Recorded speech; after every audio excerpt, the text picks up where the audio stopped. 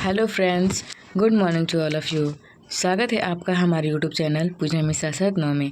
आज हम पढ़ने वाले हैं क्लास 9th के जो कविता है उसका चैप्टर नंबर 3, जिसको लिखा गया है गुरु गोबिंद सिंह के द्वारा।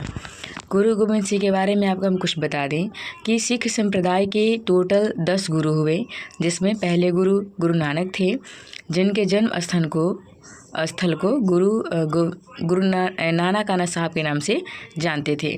5वें गुरु अर्जुन देव थे और सबसे लास्ट अगर 10वें गुरु की बात करें तो गुरु गोबिंद सिंह थे। गुरु गोबिंद सिंह का जन्म जहाँ पे हुआ था उस स्थान को हम गुरुद्वारा के नाम से जानते हैं। तो पटना में गुरुद्वारा है, अगर आप जाइएगा तो गुरुद्वारा एक बार ज़रूर देखिएगा। वहाँ पे सिख संप्रदाय के लोग बहुत ज़्यादा जाते हैं।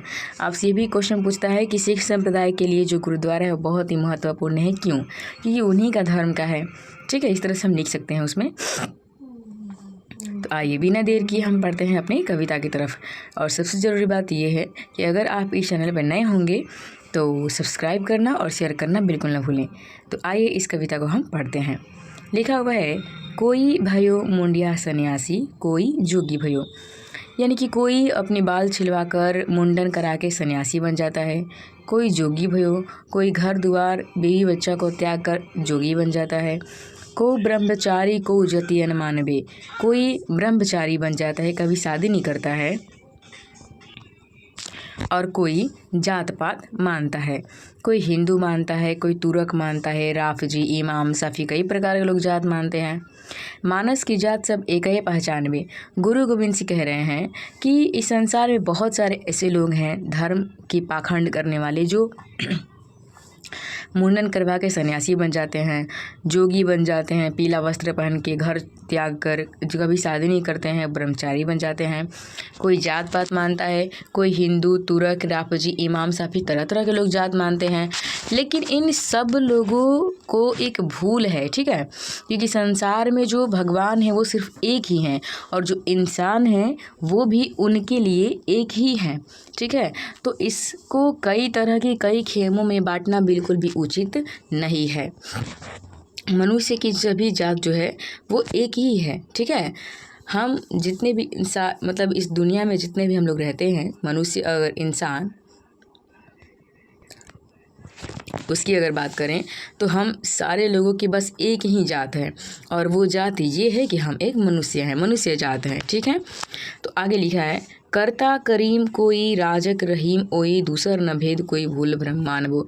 बहुत सारे लोग हैं जो राम की पूजा करते हैं, बहुत सारे लोग रहीम की पूजा करते हैं, लेकिन उन लोगों के अंदर एक भूल बैठा हुआ है, भ्रम बैठा हुआ। उनको पता ही नहीं है कि एक ही जो व्यक्ति है उसी के कई नाम हो सकते हैं। एक ही सेव सबही को गुरुदेव एक ही स्वरूप सब है, एक ज्योत जानवो।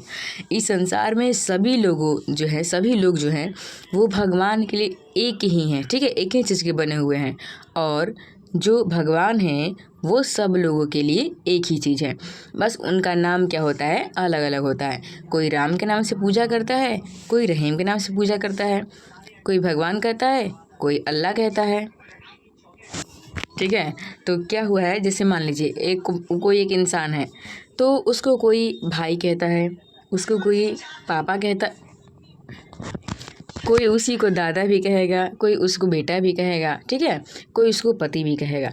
यानी कि एक ही इंसान है। ठीक है, वो इंसान नहीं बदला हुआ है, लेकिन उसी इंसान का नाम अलग अलग बदल गया है। कोई उसको भाई कह रहा है, कोई उसको बेटा कह रहा है, कोई उसको पति कह रहा है। मतलब इंसान तो एक ही है, बस उसका नाम बदल गया है। तो इन्हीं सब चीज़ों से आप समझिए कि हमारे लाइफ में जो भगवान होते हैं वो सिर्फ एक होते हैं। वैसे देखा तो हमने भी नहीं है भगवान को, लेकिन अगर धर्म के आस्था के अनुसार लोग मानते हैं तो हम कह सकते हैं कि भगवान तो एक ही हैं, लेकिन उनके नाम अलग अलग हो सकते हैं। ठीक है, भगवान अलग अलग नहीं है। आइए, पहला हमने देख लिया, आइए दूसरा समझते हैं। पहला पैराग्राफ में गुरु गोबिंद सिंह यही बताने की कोशिश की है कि संसार में जितने भी प्राणी है वो सब प्राणी भगवान के लिए एक हैं। ठीक है, एक समान है। अगर हम गरीब आदमी ही पूजा करने जाएगा तो भगवान उसको मना नहीं करेंगे, और अमीर आदमी भी अगर पूजा करने जाएगा भगवान उसको मना नहीं करेंगे। यानी सबके लिए भगवान एक है, और भगवान के लिए भी हम सब लोग एक ही हैं।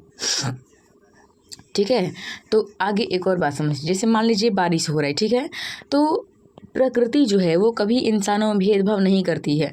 अगर बारिश हो रहा है तो कोई अमीर आदमी जा रहा है तो वो भी भीगेगा, कोई गरीब आदमी जा रहा है वो ही भीगेगा। ऐसा बात थोड़ी होता है कि गरीब जा रहा है वो भीगेगा और अमीर गया तो बारिश हट गया, ऐसा होता है? नहीं होता है। ऐसे थोड़े होता है कि मान लीजिए कोई पेड़ है और अमीर गया तो उसको बहुत अच्छा छाया मिल रहा है और गरीब गया तो छाया नहीं मिलता है, उसको धूप हो जाता है, ऐसा नहीं होता है। तो यही चीज़ें है कि जब प्रकृति एक दूसरे से भेदभाव नहीं करती है, प्रकृति के लिए हम सब लोग एक समान हैं, पशु पक्षी सब लोग एक समान हैं, तो हम फिर अपने में एक दूसरे से भेदभाव क्यों करते हैं? यही चीज़ें यहाँ पे बताई गई है। इसके बाद बताया जा रहा है दूसरा जो पैराग्राफ है, दूसरा पैराग्राफ जो है वो गुरु गोविंद सिंह ने ही लिखा है, जिसमें उन्होंने ये बताने की कोशिश की है कि हम लोग बहुत सारे जात में हो जाते हैं, बहुत सारे धर्म में हो जाते हैं, लेकिन मरने के बाद सब लोग का एक ही चीज़ रहता है और एक ही हम मिल जाते हैं। ठीक है, सब लोग एक ही मिट्टी से बने हुए हैं और फिर मिट्टी में ही मिल जाते हैं।